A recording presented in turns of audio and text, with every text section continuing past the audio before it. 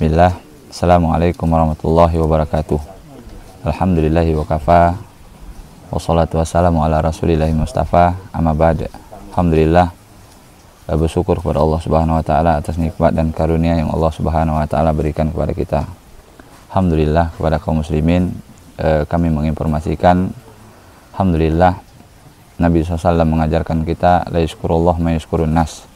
Belum dikatakan bersyukur kepada Allah orang yang tidak berterima kasih kepada manusia. Dan kami mengucapkan jazakumullah khairan kepada kaum muslimin yang sudah banyak membantu pondok kita, yaitu Ponpes Jabal Uhud. Alhamdulillah, pada kesempatan hari ini kami menginformasikan dan kami mengajak kepada kaum muslimin untuk berinvestasi akhirat, yaitu pengadaan mesin air.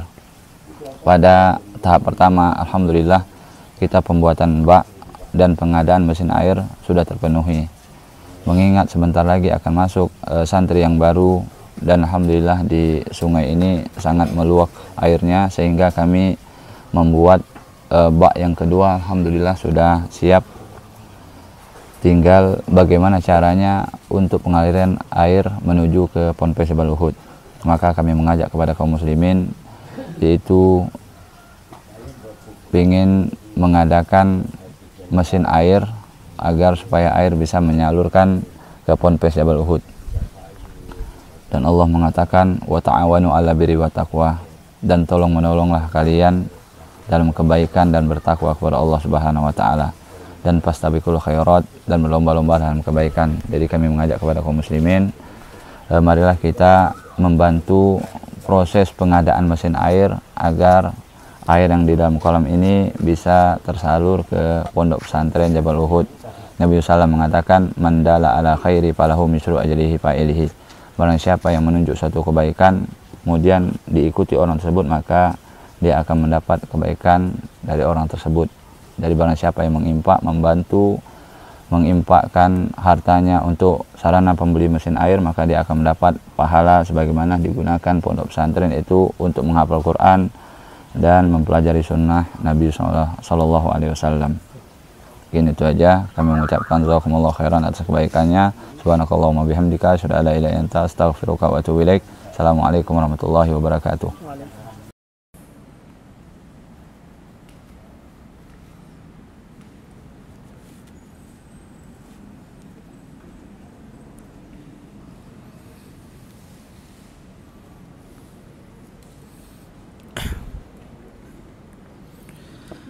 Bismillahirrahmanirrahim.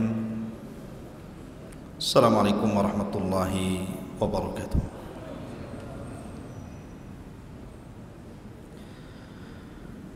Alhamdulillah, salatu wassalamu ala rasulillah wa ala alihi wa sahbihi wa mawalah, wa la hawla wa la quwata illa billahi wa ba'du. Alhamdulillah, di malam hari ini kita masih bisa dipertemukan Allah Subhanahu wa taala di Masjid Muhajirin. Tentu sebuah majlis yang dibacakan padanya Al-Quran dan hadis-hadis Nabi sallallahu alaihi wasallam adalah seindah-indahnya majlis. Karena Nabi sallallahu alaihi wasallam yang bersabda, "Idza marartum birriyadil jannati fartau." Apabila kalian melintasi satu dari taman-taman sorga, singgahlah di situ.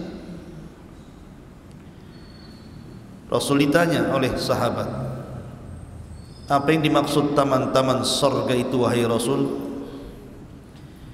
Maka Nabi SAW bersabda, hilaqud dzikri, orang yang berhalakoh-halakoh di dalam rangka mengingat Allah Subhanahu wa ta'ala. Kemudian salawat dan salam kita haturkan kepada Rasul kita baginda Muhammad sallallahu alaihi wa ala alihi wasallam. Ma'asyiral muslimin yang dimuliakan Allah Subhanahu wa taala. Malam ini kita akan membahas satu nabi yang Allah Subhanahu wa taala utus. Satu-satunya nabi yang oleh Allah Subhanahu wa taala diperintahkan Rasul menceritakannya. Bahkan seluruh manusia sampai hari ini, bahkan sampai kiamat dibangkitkan, ketika bicara tentang nasab sampai kepada Adam alaihi salatu wassalam, maka pasti nasabnya harus melewati nabi ini. Semua manusia, laki-lakinya atau perempuannya, maka nasab kepada Adam itu harus melewati nabi ini semuanya. Dan nabi ini pula yang dijelaskan Allah Subhanahu wa taala tentang metode berdakwah yang berliku-liku. Tidak ada satupun nabi yang dijelaskan dalam Al-Quran dengan metode dakwah yang bermacam-macam kepada kaumnya, tetapi kaumnya pun tidak ada yang beriman kecuali sedikit. Bahkan nabi ini pula yang diceritakan dalam Al-Quran satu-satunya disebutkan dengan anaknya yang kafir. Ya, di sana ada penyebutan Ibrahim dengan Ismail, akan tetapi kedua-duanya nabi. Sementara nabi ini bapaknya seorang nabi tapi anaknya kafir, disebutkan dalam Al-Quran. Bahkan nabi ini pula yang kemudian pertama kali memberantas kesyirikan yang ada di alam semesta. Siapa nabi yang kita akan bahas? Nabi Nuh alaihi salatu wassalam.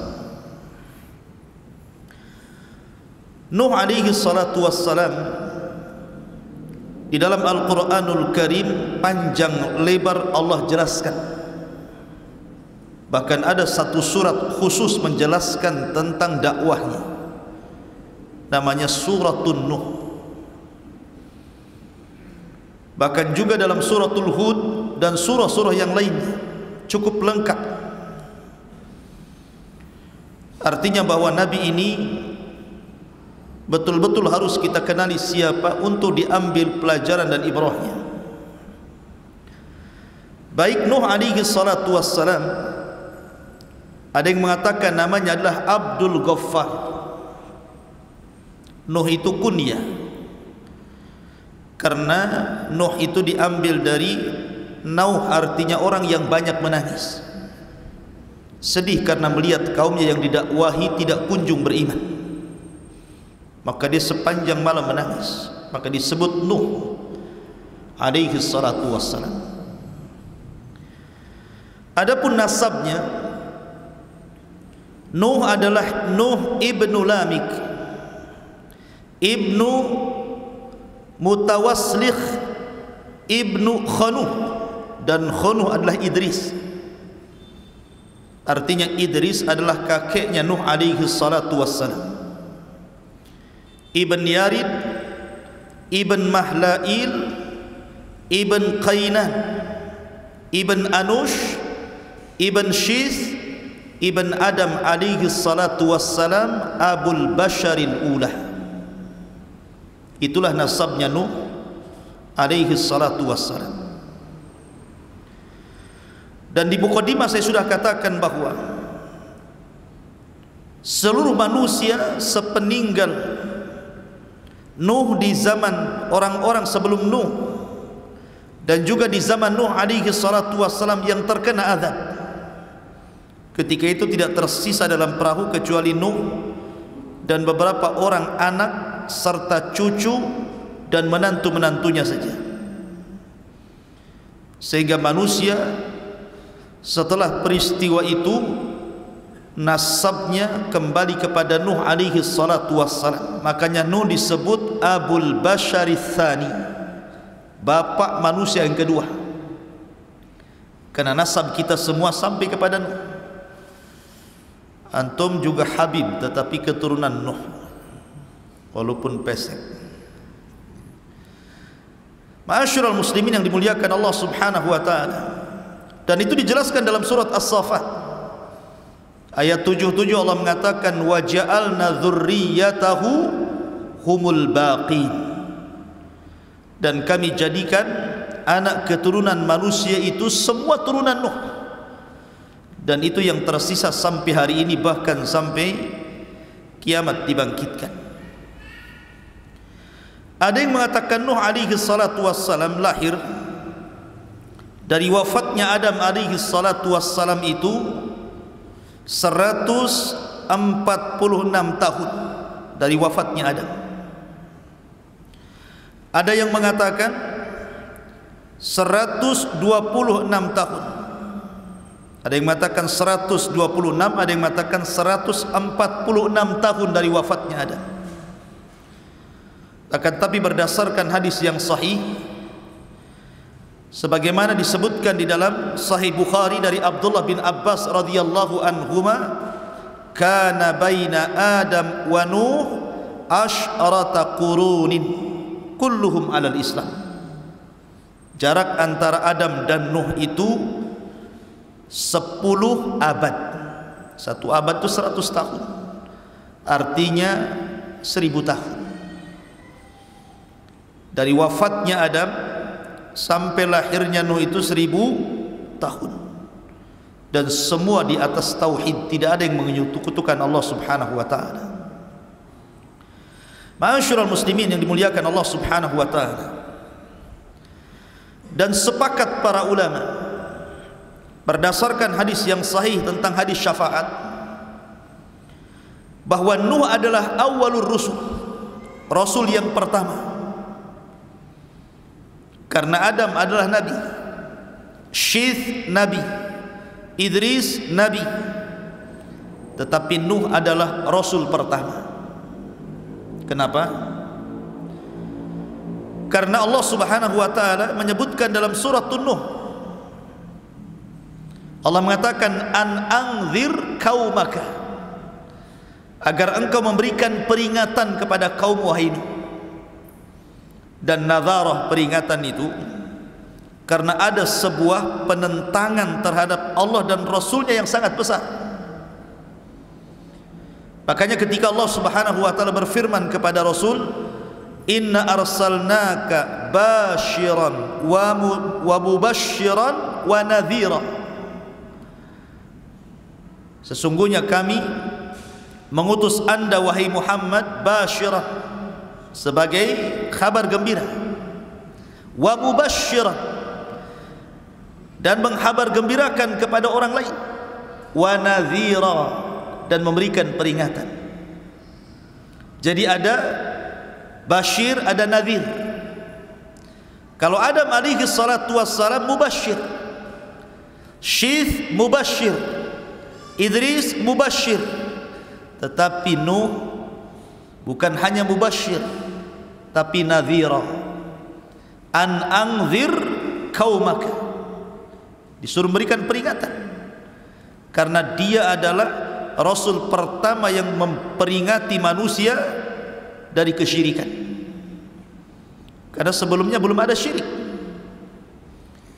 Adam diutus kepada anak-anaknya, tidak ada kesyirikan. Kemudian Syith diutus kepada saudara-saudaranya, tidak ada kesyirikan. Begitu juga Idris diutus kepada anak-anak pamannya, kerabat-kerabatnya, dan belum ada kesyirikan. Baru di zaman Nuh alaihi salatu wassalam, satu-satunya nabi yang diutus Allah untuk menyampaikan kalimat la ilaha illallah. Karena ketika orang berbuat syirik berarti melepaskan kalimat itu. Berarti orang itu harus dikembalikan kepada tauhid dan harus mengucapkan kalimat la ilaha illallah, tidak ada sesembahan yang berhak disembah kecuali Allah. Karena seruan ini hanya berlaku kepada orang-orang yang keluar dari Islam. Dan di zaman Nabi Adam, Nabi Syis atau Idris, tidak ada yang keluar dari tauhid. Ma'asyiral muslimin yang dimuliakan Allah Azza wa Jalla, maka dari sini berdasarkan hadis, fayatuna Nuhan fayaquluna ya Nuh innaka anta awwalar rusul ila ahli al-ardi. Maka manusia ketika di padang mahsyar mereka berangkat kepada Nuh untuk meminta syafaat. Kemudian setelah mereka di hadapan Nuh, manusia pun mengatakan, ya Nuh anta awwalur rusul, engkau adalah awal rasul, rasul pertama yang Allah utus ke dunia. Ishfa' lana ila rabbik, berikan syafaat untuk kami kepada Tuhan. Dari sini menunjukkan bahwa Nuh adalah awal rasul. Karena sering saya ulang-ulang tentang kisah keluarga Wad, tentang kisah keluarga Wad. Disebut Wad itu karena manusia cinta kepada Wad itu. Dalam bahasa Arabnya Wad itu artinya cinta, mawaddatan wa rahmah kan itu. Karena orang-orang itu cinta kepada Wad, dan Wad itu masih kaumnya Idris sebelum Nuh alaihi salatu wassalam. Wad ini bukan nabi, tetapi orang soleh. Karena di zaman itu ketika Idris meninggal dunia, tidak ada nabi lagi, sehingga hanya ada orang soleh saja yang mengajak manusia kepada kebaikan selama ditinggal para nabi. Rupanya Allah subhanahu wa ta'ala takdirkan Wad ini meninggal. Kemudian perjuangan Wad ini dilanjutkan oleh putranya yang namanya Suwa. Suwa pun dicintai manusia karena kebaikannya. Kemudian Suwa meninggal dunia, dilanjutkan perjuangan dakwahnya oleh putranya lagi namanya Yaguth. Putranya Wad yang lainnya namanya Yaguth. Kemudian Yaguth meninggal, perjuangan pun, dakwah pun dilanjutkan oleh anak Wad yang lainnya namanya Ya'uq, sampai akhirnya ditutup dengan Nasr, masih putra Wad. Ketika Nasr meninggal, Wad tidak punya anak lagi, manusia pun kehilangan. Disinilah syaitan iblis yang memang sejak zaman Adam alaihi salatu wassalam ingin menyesatkan Adam, tapi tidak bisa. Bahasa kitanya karena Adam sudah kapok begitu ya. Ketika di sorga diusir dari sorga karena memakan buah larangan akibat waswas syaitan. Maka ketika Adam diturunkan ke bumi, syaitan berusaha menggoda Adam. Adam tidak mau. Sudah cukup satu kali bermaksiat kepada Allah, sehingga dia berdoa kepada Allah subhanahu wa ta'ala, Rabbana zalamna anfusana wa illam taghfir lana wa tarhamna lanakunanna minal khasirin. Fataba alaihi innahu huwat tawwabur rahim. Allah pun menerima taubatnya. Sejak itu Adam tidak mau lagi bermaksiat kepada Allah, sehingga iblis tidak bisa mengkacau Adam, sehingga dia menunggu keturunannya. Lah ketika ada kesempatan untuk menyesatkan manusia dari jalan Allah, mengantarkan manusia kepada kesyirikan, di masa ketika meninggal keluarga Wad semuanya ini, baru kemudian syaitan berbentuk manusia saleh mendatangi kaumnya Wad ini dan mengatakan, tidakkah kalian rindu dengan Wad dan keluarganya? Maka manusia mengatakan tentu. Kemudian iblis yang menyamar sebagai orang saleh mengatakan, kenapa pula kalian tidak membuat patung? Patung keluarga Wad, sehingga kalau kalian melihat patung itu kalian akan dinostalgiakan. Bagaimana dulu Wad ahli salat, ahli zikir, ahli ibadah, ahli taat, sehingga kalian akan terangsang untuk melakukan itu. Akhirnya dibuatlah patung Wad, Suwa, Yaghus, Ya'uq, Nasr, ditempatkan di sebuah tempat khusus di ketinggian, sehingga kalau mereka lewat melihat patung-patung itu terangsang untuk beribadah, tapi tidak ada kesyirikan. Kemudian generasi pertama pembuat patung meninggal, datang generasi kedua. Syaitan datang lagi dan mengatakan, jauh-jauh kalian ziarah dari rumah kalian ke sini hanya untuk melihat Wad, patung-patung Wad. Kenapa kalian tidak memproduksi saja banyak-banyak? Letakkan patung itu di rumah-rumah kalian. Tak perlu lagi kalian datang kemari. Subhanallah, dia khutuwatis syaitan namanya. Setan itu kalau menyesatkan orang selangkah-selangkah. Akhirnya diproduksi banyak-banyak, diletakkan di rumah-rumah orang itu. Generasi kedua meninggal, datang generasi ketiga, tidak tahu apa-apa maksudnya apa itu. Iblis datang lagi berbentuk orang saleh dan mengatakan, aku loh hidup di zaman bapak kalian, di zaman kakek kalian, di zaman orang yang membuat patung-patung ini. Tujuan mereka satu, mereka itu menyembah patung-patung itu dalam rangka mendekatkan diri kepada Allah. Dari sinilah terjadi kesyirikan pertama. Mulailah manusia menyembah Wad, patungnya Wad, patungnya Suwa, patungnya Yagus, Yauk dan Nasr. Sampai generasi berikutnya, maka patung-patung itu dirubah menjadi patung-patung binatang. Ada yang mengatakan Wad itu patung manusia, Suwa itu patung kuda, kemudian Yagus itu patung berbentuk harimau, kemudian Yauk dan Nasr itu berbentuk burung gitu ya. Jadilah kemudian disembah di mana-mana. Lihat bagaimana cerdasnya syaitan untuk menyesatkan manusia dari tauhid menuju syirik. Makanya Allah mengatakan, kana nasu ummatan wahidah fakhtalafu faba'atsallahu an-nabiyyin. Dulu umat ini bersatu di atas tauhid. Sejak zaman Adam, Syith, Idris, semua bersatu di atas tauhid. Fakhtalafu, mulailah mereka bercerai-berai, mulailah mereka menyembah patung. Maka Allah utus ketika itu faba'atsallahu an-nabiyyin. Siapa nabi yang Allah utus? Nuh alaihi salatu wassalam. Maka dialah Rasul yang pertama memberantas kesyirikan. Ma'asyiral muslimin yang dimuliakan Allah subhanahu wa ta'ala, kapan Nuh diutus menjadi Rasul? Kalau Nabi SAW diutus di usia 40 tahun. Ada yang mengatakan bahwa Nuh diutus ketika usianya 50 sanatan, 50 tahun. Ada yang mengatakan 350 sana, 350 tahun usianya baru diutus menjadi Rasul. Ada yang mengatakan 480 sanatan, ketika usia beliau 480 tahun. Dan ini yang dikuatkan banyak ulama.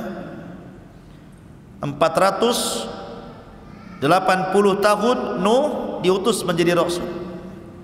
Ya, karena usia dakwahnya saja 950 tahun. Berarti usianya di atas 1000. Kalau 950 tahun ditambah 480 tahun kemudian meninggal, berarti kurang lebih usianya 1400. Ada yang mengatakan 1500, ada yang mengatakan 1870 tahun gitu ya. Karena umat dulu itu selain usianya panjang-panjang, postur tubuhnya pun tinggi-tinggi. Makanya Adam alaihi salatu wassalam ketika Allah ciptakan berapa tingginya? 60 hasta. Satu hasta itu setengah meter. Kalau 2 hasta 1 meter. Kalau 60 hasta berarti 30 meter. Berapa nih tingginya masjid ini?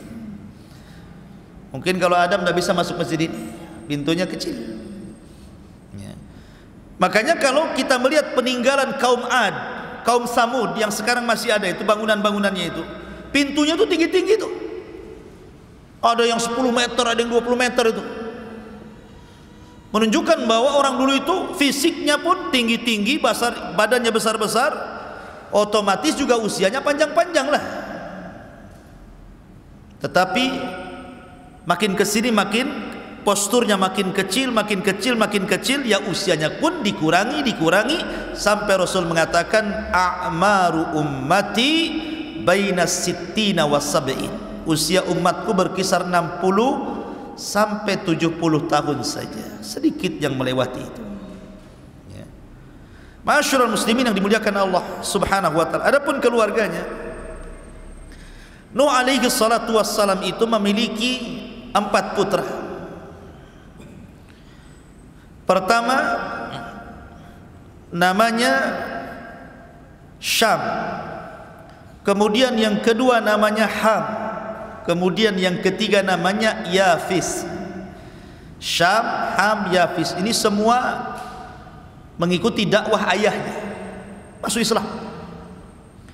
Hanya satu yang Allah Subhanahu wa ta'ala takdirkan tidak ikut ayahnya, tapi ikut agama kaumnya, namanya Kan'an. Dia tidak ikut bapaknya.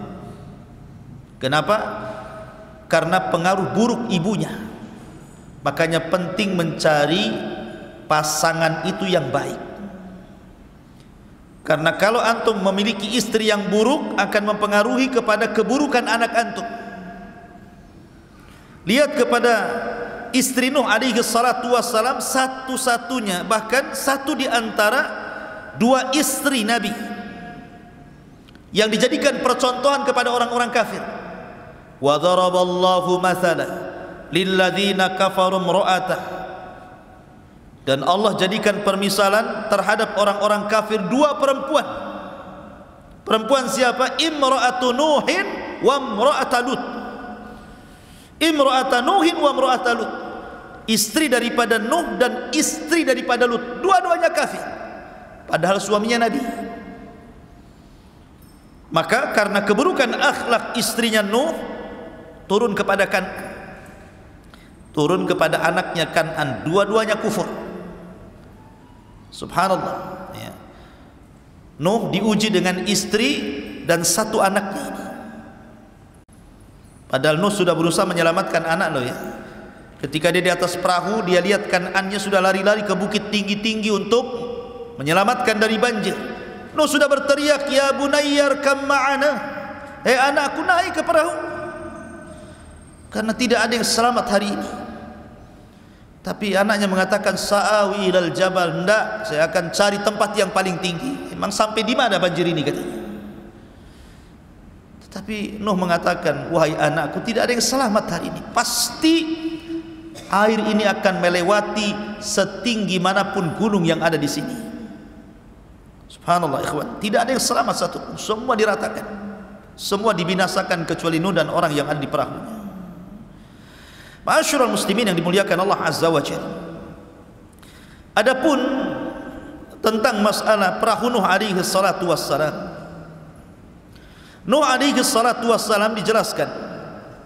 Jadi ketika pada tanggal 10 dari bulan Rajab, berarti bulan Rajab kemarin, sekarang sudah masuk Sya'ban. Jadi Nuh alaihi salatu wassalam naik ke atas perahu. Maka mereka pun kemudian berada di atas perahu itu, ada yang mengatakan mi'ah wa khamsina yauman, 150 hari. Jadi Nuh berada di atas perahu itu 150 hari, diombang-ambing ombak sana sini gitu ya. Sampai akhirnya kapal itu bersandar di Bukit Judi Irak selama 1 bulan. Ketika bersandar itulah kemudian Nuh mengutus beberapa burung. Datang burung kemudian memakan daun zaitun. Oh, berarti sudah surut. Kemudian diutus burung lagi, rupanya tapaknya ada tanahnya. Oh, berarti sudah sampai ke bumi surutnya. Setelah 1 bulan di atas perahu itu baru kemudian turun. Maka dari situlah kemudian kehidupan manusia dimulai setelah Allah hancurkan semuanya sejak zaman Adam alaihi salatu wassalam. Akhirnya kemudian Nuh alaihi salatu wassalam, selama itu pas di bulan Muharram, ada yang mengatakan tanggal 10, kemudian Allah selamatkan dari banjir bandang yang sangat besar. Taib, ma'asyiral muslimin yang dimuliakan Allah Azza wa Jalla, saya tertarik menceritakan Nuh ini dari sisi dakwahnya saja. Jadi malam ini kita akan banyak bercerita tentang sisi dakwah Nuh alaihi salatu wassalam yang menarik. Karena Nuh ini menggunakan metode dakwah itu luar biasa. Luar biasa. berbagai macam metode dilakukan Nuh, akan tapi memang hidayah milik Allah. Dan saya ambil dari satu surat full, surat Nuh alaihi salatu wassalam. Kita baca ayat per ayat dan kita terangkan sekedarnya. Allah Subhanahu wa taala berfirman di dalam Al-Qur'anul Karim, "Inna arsalna Nuhan ila qaumi." Sesungguhnya kami utus Nuh kepada kaumnya. Maknanya begini, antum kalau hendak berdakwah di sebuah daerah, kalau yang menjadi seorang dai, seorang ustaz atau penyuruh kebaikan itu adalah putra daerah, tentu akan mudah berdakwah. Mendakwahinya itu akan mudah, pengaruhnya akan banyak. Berbeda kalau seandainya saya bukan putra daerah, diutus kepada daerah tertentu, ya ada yang berhasil, ada yang tidak. Begitulah para nabi. Kalau nabi diutus itu biasanya diambil dari kaum yang akan didakwahinya. Makanya Allah Subhanahu wa taala mengatakan, wa ila adin akhahum Hud, dan kepada kaum Ad saudara mereka diutus Hud. Wa ila Tsamud akhahum Saleh, dan kepada kaum Tsamud saudara mereka Saleh diutus. Wa ila Madyan akhahum Syuaib, kepada Madyan saudara mereka diutus Syuaib. Artinya bahwa setiap nabi dan rasul itu dibangkitkan dari kaumnya. Supaya apa? Supaya mudah diterima. Karena mereka mengetahui kepribadian nabi itu sejak kecil, remaja, dewasa, sampai diangkat jadi nabi. Mereka mengetahui akhlaknya, tutur katanya, muamalahnya, sehingga ketika mereka mengetahui dari kecil sampai besar dan Allah siapkan semuanya, mereka tidak bisa mencela. Seperti Rasul umpamanya, sedari kecil sudah dikatakan Sadiqul Amin, orang yang jujur lagi amanah. Tidak bisa mencela nabi dari segi akhlak, mereka hanya bisa mencela dari segi ajaran saja. Maka Nuh diutus dari kaumnya sendiri. Makanya Allah mengatakan, inna arsalna Nuhan ila qaumi an anzir qaumaka min qabli an ya'tiyahum adzabun alim.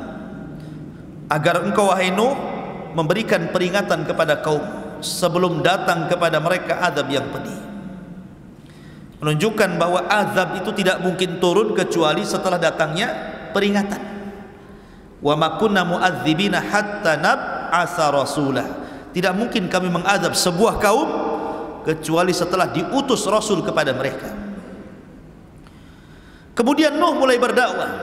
Qala ya qaumi inni lakum nadhirum mubin.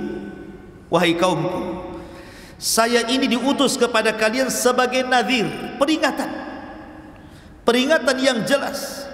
Ani'budullaha wattaquhu wa ati'un. Sembahlah Allah, bertakwalah kepada Allah, dan taati perintahku. Maka kalau tiga perkara ini kalian lakukan, maka Allah akan berikan dua keistimewaan kepada kalian.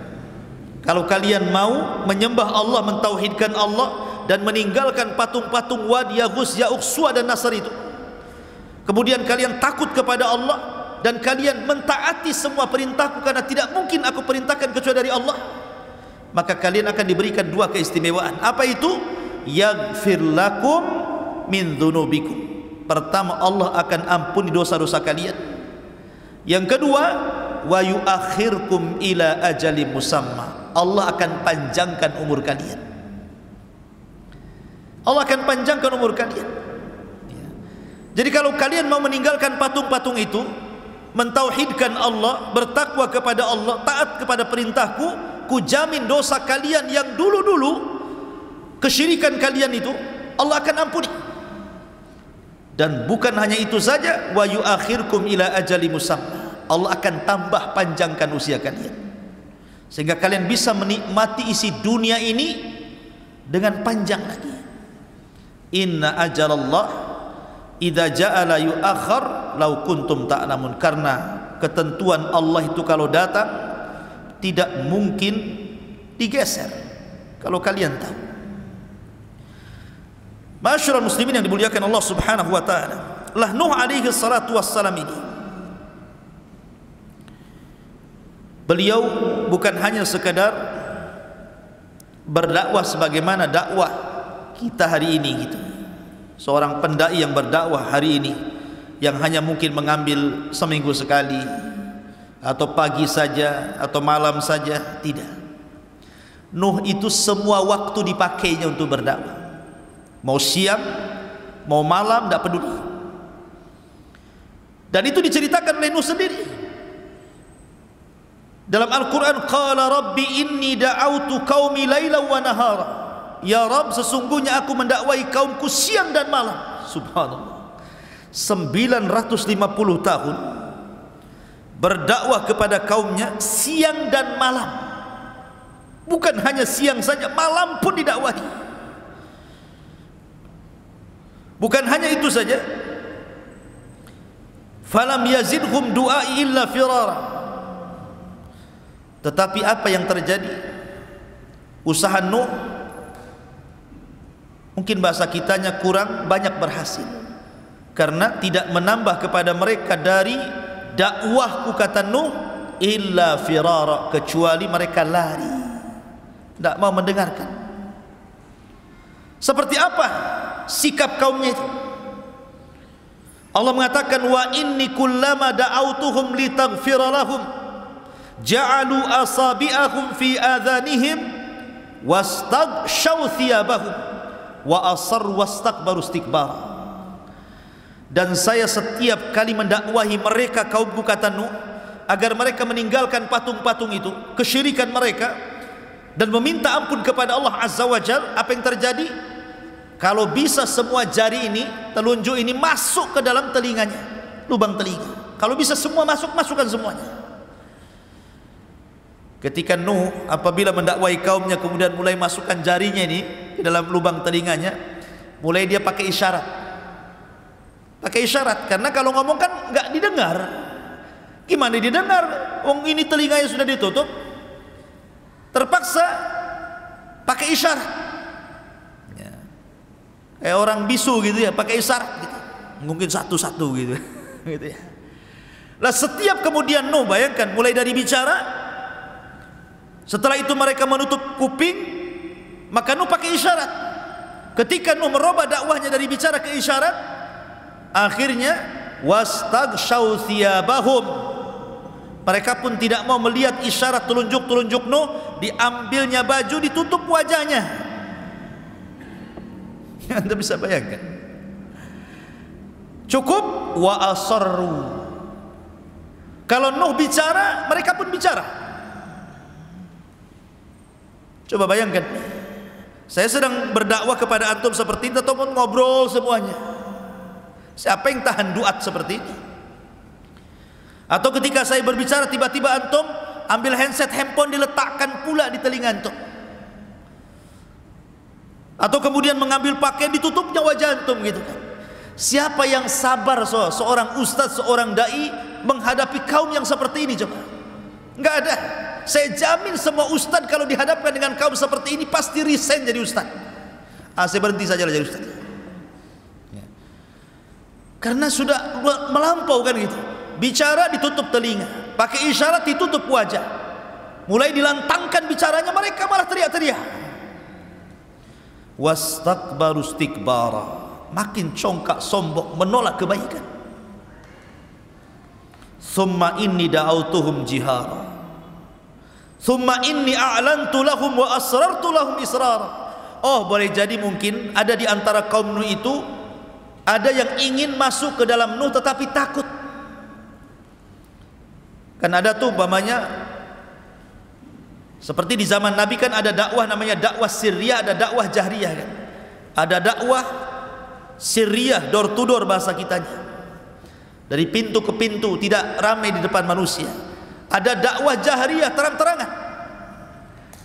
Tapi ada kemudian sahabat Rasul yang ingin masuk Islam tapi takut, menyembunyikan keislamannya. Makanya ketika permulaan Islam datang Abi Dzar Al-Ghifari, Jundub ibn Junadah ingin masuk Islam.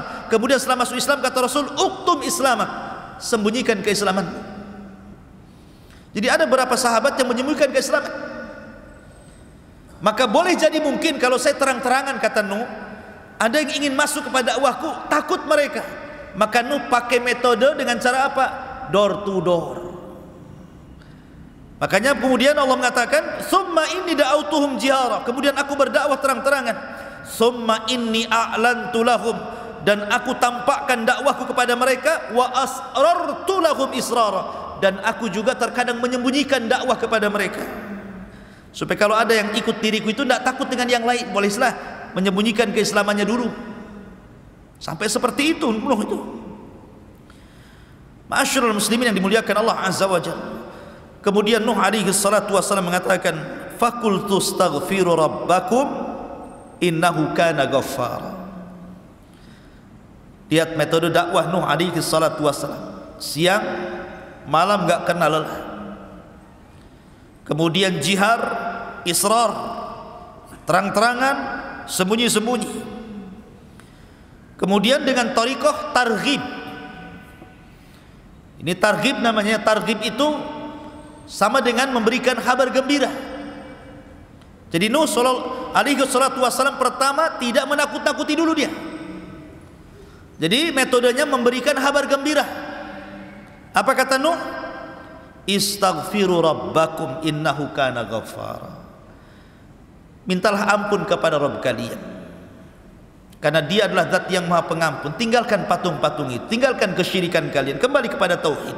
Kalau kalian kembali kepada tauhid, tadi sudah diberi dua keistimewaan, diampuni dosa kalian, dipanjangkan usianya. Ada lagi kata Nuh, kalau kalian mentauhidkan Allah, meminta ampun kepada Allah, yursilis sama alaikum midrara wa yumdidkum bi amwalin wa banin wa yaj'al lakum jannatin wa yaj'al lakum anhara. Allah akan hujani kepada kalian. Kalian tidak mungkin paceklik, tidak mungkin kekeringan.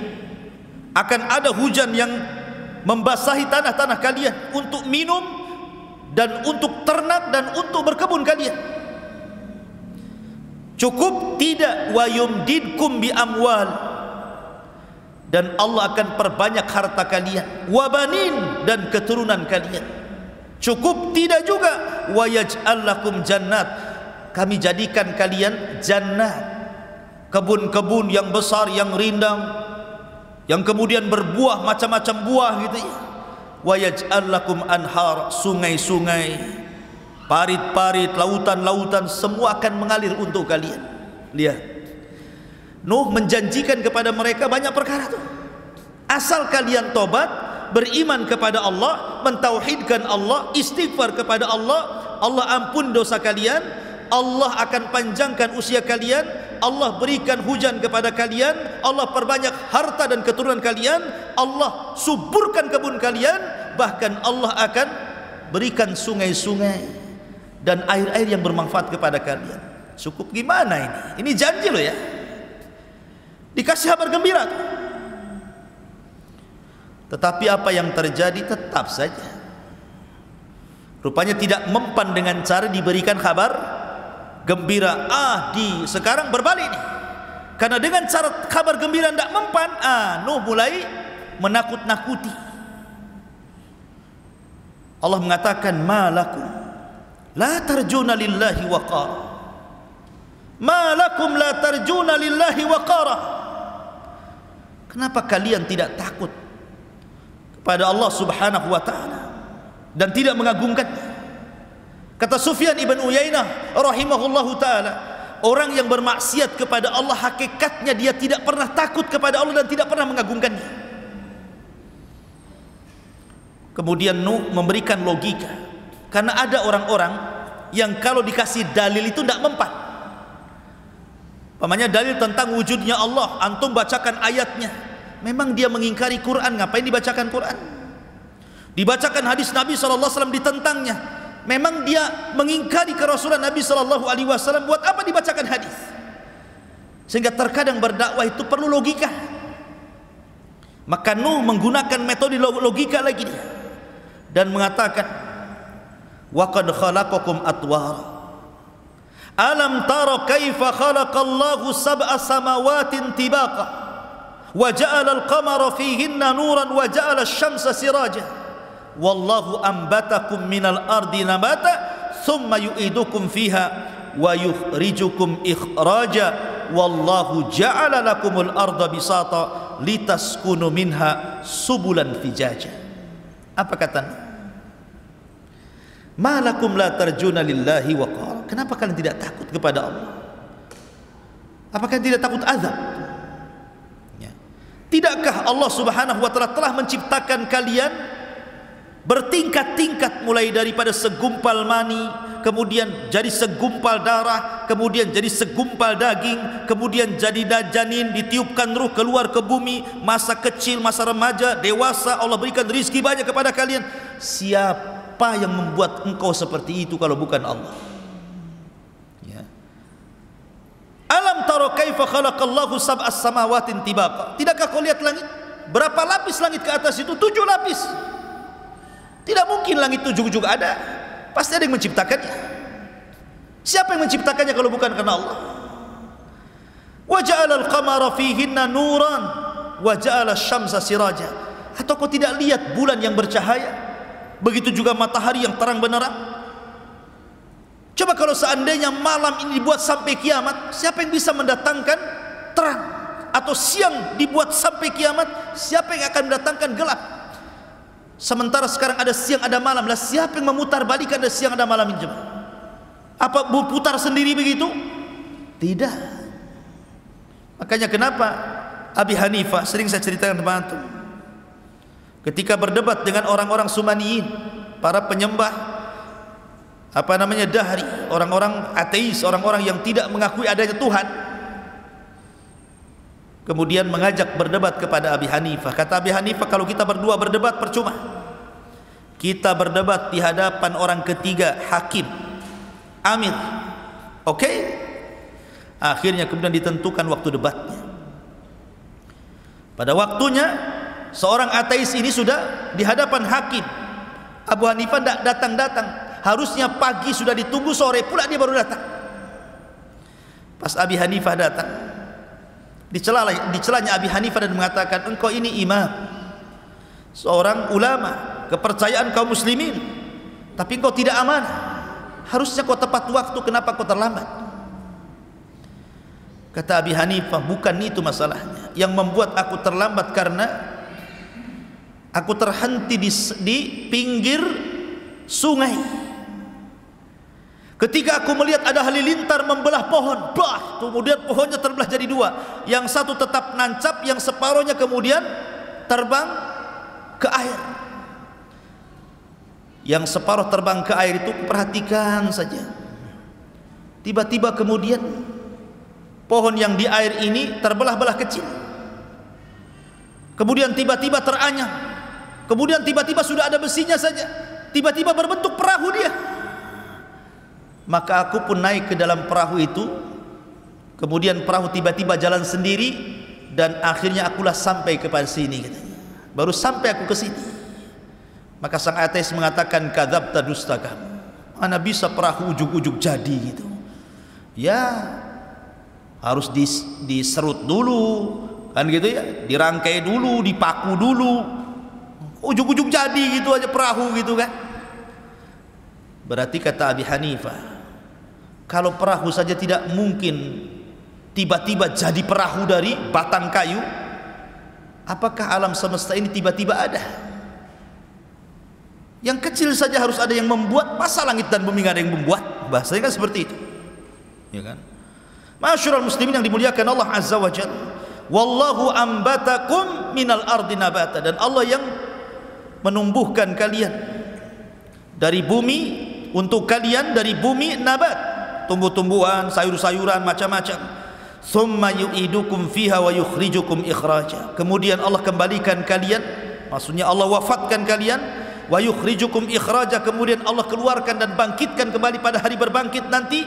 Wallahu ja'ala lakumul arda bisata, dan Allah telah jadikan bumi ini terhampar sehingga kita bisa berjalan dengan tenang, ya. Litaskunu fiha, litaskunu minha, agar engkau bisa tinggal di bumi yang datar itu, subulan fijaja, bahkan bisa berjalan ke sana kemari. Ini namanya dalilul akli, namanya dalil akal tentang wujudnya Allah Subhanahu wa taala. Karena mereka menyebutkan Allah. Maknanya begini, Nuh itu mau mengatakan seperti ini sebenarnya. Apakah yang menciptakan langit dan bumi itu Tuhan ini, Wad, Yagus, Ya'uq yang kalian sembah ini, ataukah Allah? Atau yang menumbuhkan tumbuh-tumbuhan ini patung-patung kalian, ataukah Allah? Nah, gitu maksudnya. Jadi diajak secara logika gitu ya. Tetapi memang kaumnya adalah kaum yang degil, ikhwan. Tak juga dapat hidayah. Enggak ada dapat hidayah. Sehingga Nuh alaihi salatu wassalam mengatakan, Rabbi innahum asawni wattaba'u ma lam yazidhu maluhu wa waladuhu illa khasara. Qala Nuh, berkata Nuh, ya Rabb, kaumku tidak menerima dakwahku, mereka justru bermaksiat kepadaku, dan mereka justru mengikuti orang yang memiliki harta dan anak yang tidak manfaat untuk mereka. Mereka lebih memilih para pembesar, orang-orang kaya. Kalau mereka yang ngomong didengar, kalau aku yang ngomong tidak didengar. Wa makaru makran kubbar. Bahkan bukan hanya itu saja, mereka sudah buat makar, ya Rabb. Dan mereka mengatakan, la tadharunna alihatakum, jangan kalian gubris usapan si Nuh itu, jangan kalian tinggalkan patung-patung ini, Wad, Suwa, Yagus, Ya'uq, dan juga Nasr. Wa qalu la tadharunna alihatakum wa la tadharunna waddan wa la suwa'an wa la yaghutha wa ya'uq wa nasra. Jangan kalian dengarkan ucapan si Nuh itu, tetap kalian harus menyembah patung-patung ini. Jangan kalian tinggalkan Wad, Suwa, Ya'uq, Nasr. Wa qad adallu katsiran wa la tazididz zalimina illa dhilala. Dan sungguh mereka sudah sesat dengan kesesatan yang banyak sekali, dan tidaklah orang-orang zalim itu menambah kecuali kesesatan saja. Maka apa yang terjadi? Mimma khati'atihim ugriku fa udkhilu naran falam yajidu lahum min dunillahi ansara.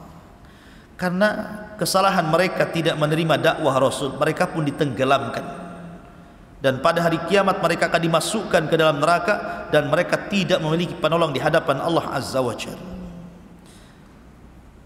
Bahkan Nuh alaihi salatu wassalam mendoakan siapapun yang ingkar kepadanya untuk jangan hidup di bumi.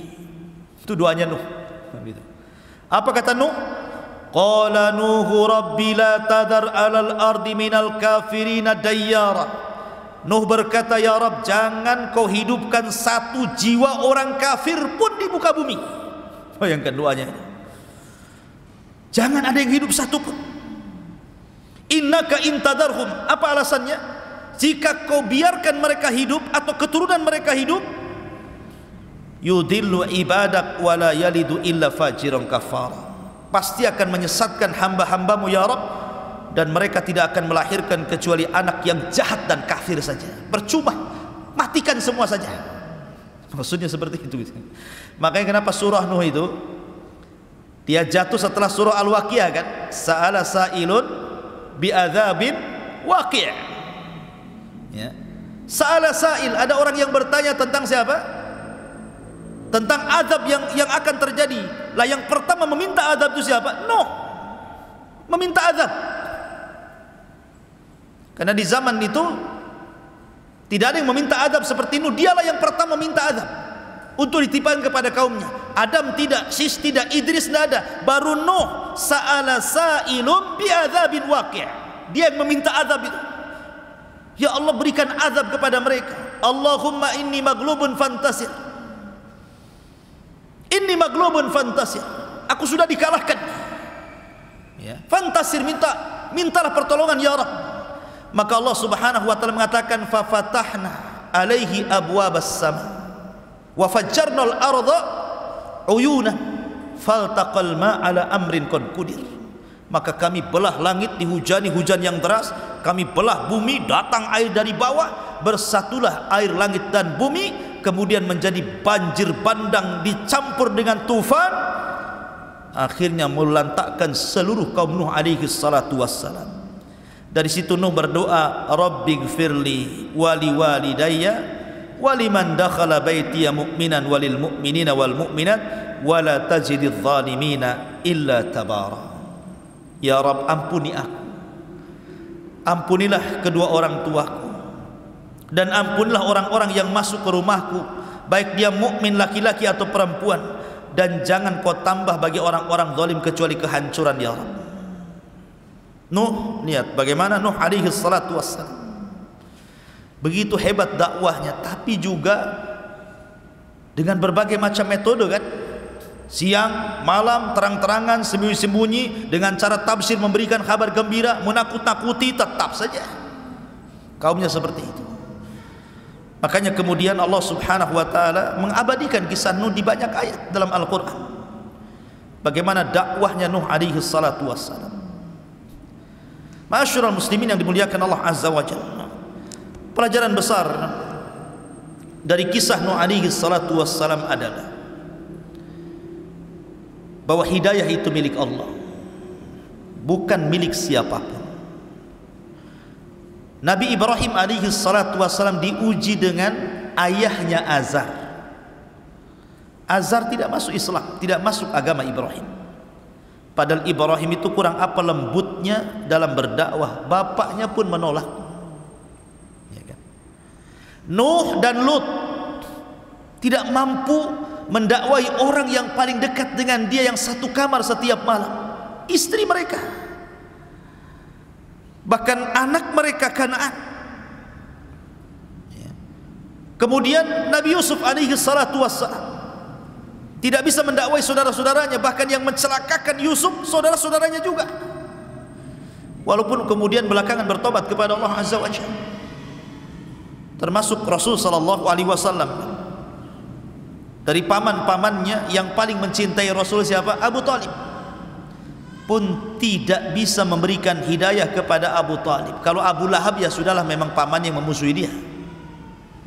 Tapi Abu Talib yang merupakan ayah angkatnya, wa wajadaka yatiman fa'awa, kami dapati engkau Muhammad yatim, kemudian kami berikan perlindungan. Salah satu yang dikirim Allah untuk melindungi Rasul setelah dari pangkuan kakeknya Abdul Muttalib adalah Abu Talib, sampai diangkatnya jadi Nabi dan Rasul, sampai menikah dengan Khadijah. Tahu akhlaknya Rasul Abu Talib itu, makanya Abu Talib sangat cinta dengan Rasul. Tapi juga percuma juga kecintaan Abu Talib kepada Rasul, karena dia tidak masuk Islam. Ya. Rasul dihadapkan dengan Abu Talib, saling mencintai. Rasul mencintai Abu Talib, Abu Talib mencintai Rasul, tapi tidak menjadikan Abu Talib selamat dari neraka kan? Menunjukkan bahwa hidayah itu milik Allah.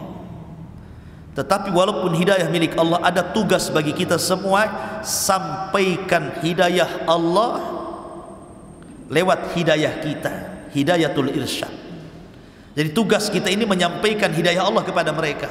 Soal mereka sadar, mereka tidak sadar, itu urusan Allah. Taufik itu milik Allah azza wa jalla. Tapi jangan berhenti dari dakwah, karena terkadang orang itu diuji dari orang dekat. Diuji ibunya tidak mau sholat, diuji saudaranya tidak mau akur, diuji oleh istrinya nggak mau ibadah, diuji oleh suaminya, macam-macam orang itu ujian itu kan. Dan paling berat memang dari dalam.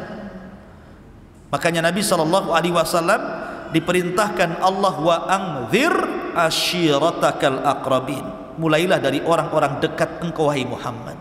Ku anfusakum wa ahlikum nar, jagalah diri kalian dan keluarga kalian dari api neraka. Wallahu alam. Ini diantara kisah dakwah, liku-liku dakwah Nuh dalam memberantas kesyirikan dan mengajak manusia ke dalam tauhid. Sudah jam 9. Baik, kita buat tanya jawab sebentar. Kalau ada yang bertanya, silahkan.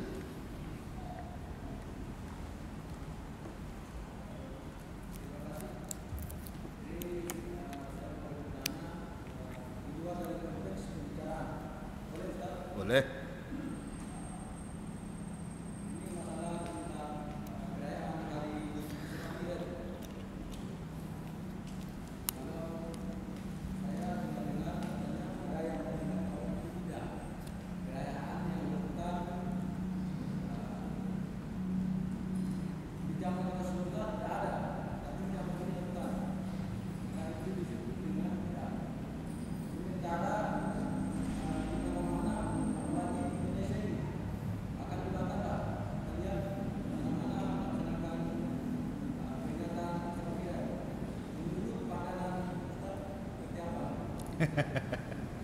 Menurut pandangan saya, pandangan Rasul. Iya. Bismillahirrahmanirrahim. Sebenarnya kalau kita mengacu kepada peristiwa Isra Mi'raj itu, tidak dijelaskan bulannya. Maksudnya tidak ada bulan yang tetap kapan peristiwa itu terjadi, apalagi tahunnya. Tahunnya justru diperselisihkan. Ada yang mengatakan 1 tahun sebelum hijrah, ada yang mengatakan 1 tahun setengah sebelum hijrah gitu ya. Allahu a'lam kapan, termasuk bulannya. Ada yang mengatakan bulan Dzulqa'dah, ada yang mengatakan bulan Rajab, ada yang mengatakan bulan Rabiul Awal. Tetapi sepakat harinya Senin, tanggalnya 12 Rabiul Awal, 12. Cuman tanggalnya itu ada yang bulannya. Jadi harinya jelas, tidak ada khilaf, Senin, tanggalnya jelas 12, tetapi bulannya ada yang mengatakan Rajab, ada yang mengatakan Dzulqa'dah, ada yang mengatakan Rabiul Awal. Dan ini yang masyhur. Masyhur ahli sejarah mengatakan bahwa Isra Mi'raj itu terjadi di bulan Rabiul Awal, bukan Rajab, bukan Dzulqa'dah.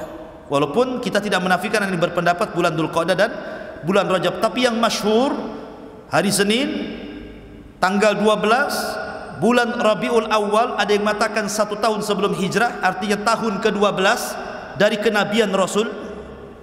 Ada yang mengatakan 1 tahun setengah dari kenabian Rasul. Ada yang mengatakan selain daripada itu. Jadi soal tanggal dan tahun diperselisihkan. Jadi kalau mau dirayakan umpamanya, kita ambil 3 pendapat, berarti buat 3 perayaan dalam setahun. Ya mungkin Dzulqa'dah, itu yang berpendapat Dzulqa'dah kan gitu. Rajab yang berpendapat Rajab. Kemudian Rabiul Awal yang berpendapat Rabiul Awal.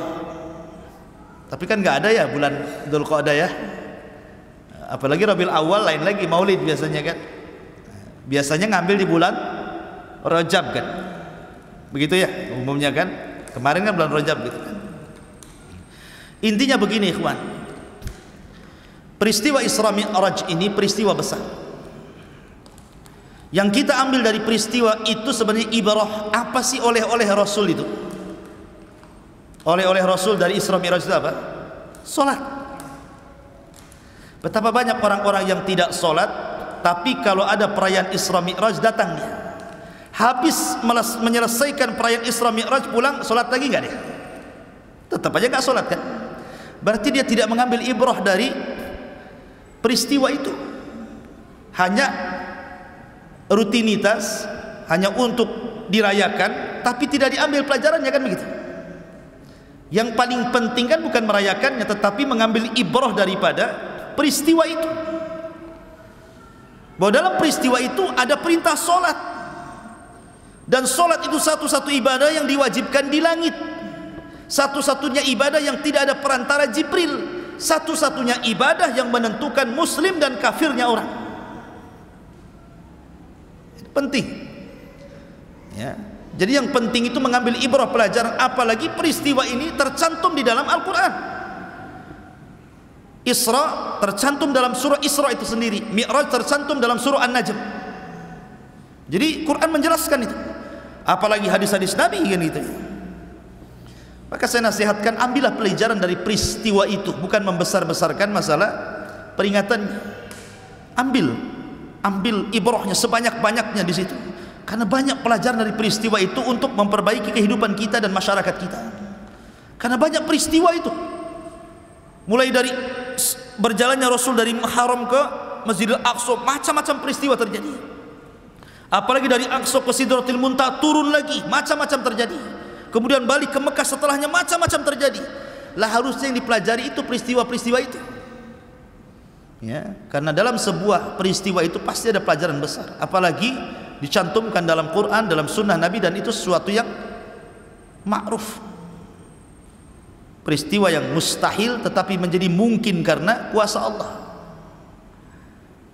Dan ini sebuah pelajaran bahwa dalam beragama itu jangan pakai logika, karena peristiwa ini tidak masuk logika. Masuk logika peristiwa ini tidak masuk. Gimana dalam separuh malam bisa melakukan perjalanan sehebat itu kalau bukan karena kuasa Allah Azza wa Jalla? Ya.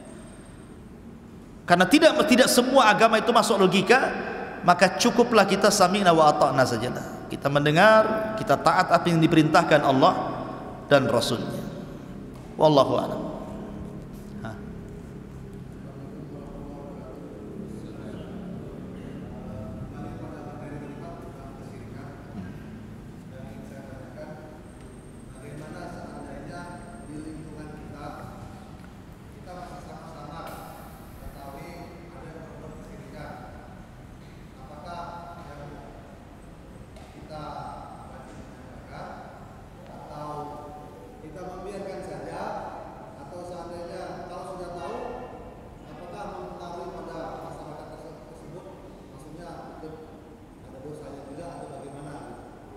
Iya.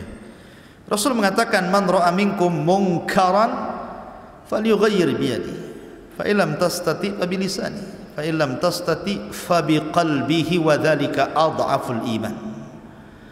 Apabila engkau melihat kemungkaran, tidak ada yang lebih mungkar di permukaan bumi melebihi kesyirikan.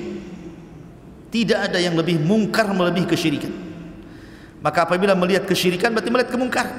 Falyughayyir bi yadihi. Kalau Anda selaku RT, kemudian di RT antum ada pohon yang disembah, ambil gergaji besi, tumbangkan pohon itu kalau punya kemampuan, kekuasaan. Ini wilayah RT saya, jangan ada kesyirikan. Ini sembah, masih nyembah pula pohon, saya tebang di besok pohon. Punya kuasa. Siapa yang berani sama antum RT-nya di situ? Oh, enggak bisa Ustaz, karena ini pohon bukan satu RT yang nyembah katanya. Ini 5 dusun nyembah ke sini. Saya bisa digebukin orang. Oh, kalau tidak bisa dengan kekuasaan dirobohkan pohonnya, maka dengan lisan nasihati. Dinasihati. Enggak boleh lah. Udah zaman kemana-mana masih nyembah pohon aja. Mana akal kalian? Pokoknya ajak mereka kepada tauhid. Oh, takut Ustaz. Ya. Nanti kalau saya nasihati mereka marah pula, disakitinya saya dan keluarga saya. Ya, doakan saja. Itu paling lemahnya iman, mendoakan. Tapi jangan membiarkan, mendoakan. Ya. Dan kalau seandainya ada mungkin selain antum yang berusaha untuk mencegah kemungkaran itu, dukung dengan doa. Dukung dengan doa. Jangan pula menghalang-halangi. Sudahlah, biarin sajalah, mereka nyembah-nyembah, biarin aja mereka. Jangan pula antum mengatakan seperti itu. Karena di masyarakat ini ada 3 kelompok biasanya. Pelaku maksiat, orang yang mencegah maksiat, dan yang ketiga orang yang menghalangi kepada orang yang menghalangi maksiat. Sudahlah, nggak usah rame, biarkan dia yang maksiat. Apa urusan antum dengan dia? Kan ada orang kayak gitu. Ya. Maka orang itu sama dengan pelaku maksiat tuh. Karena membiarkan kemaksiatan berlangsung. Sebab kalau antum diam dan tidak ada yang bicara tentang itu, kapan manusia tahu yang hak dengan yang batil? Dan kalau tetap diam kemudian sampai Allah turunkan azab, jangan salahkan. Wattaqu fitnatal la tusibanna alladziina zalamu minkum khassah. Allah itu kalau sudah menurunkan azab, itu yang kena bukan hanya orang dolim saja, tapi orang baik pun kena juga di situ. Ya. Berarti untuk mencegah supaya orang-orang saleh itu tidak terkena, maka bukan hanya menyuruh manusia kepada kebaikan saja, tapi coba cegah manusia dari kemungkaran. Memang berat. Kalau dakwah menyuruh manusia kepada kebaikan ringan. Salat yuk, ringan. Oh, jangan tuh syirik itu. Oh, berat tuh. Ya kan? Kalau sudah melarang-larang orang itu maka berat. Karena konsekuensinya juga berat. Makanya tidak ada para nabi dan rasul kecuali punya musuh dari setan jin dan setan manusia. Pasti dimusuhi.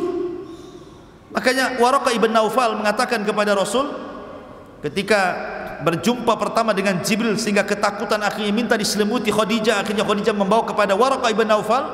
Kata Waraqah ibn Naufal, ya Khadijah, siapapun yang membawa ajaran seperti yang dibawa suamimu ini, maksudnya Rasulullah, pasti akan mendapatkan ujian. Dalam riwayat pasti akan disiksa, akan diazab, ya, akan mendapatkan hal-hal yang bisa menyakiti dia.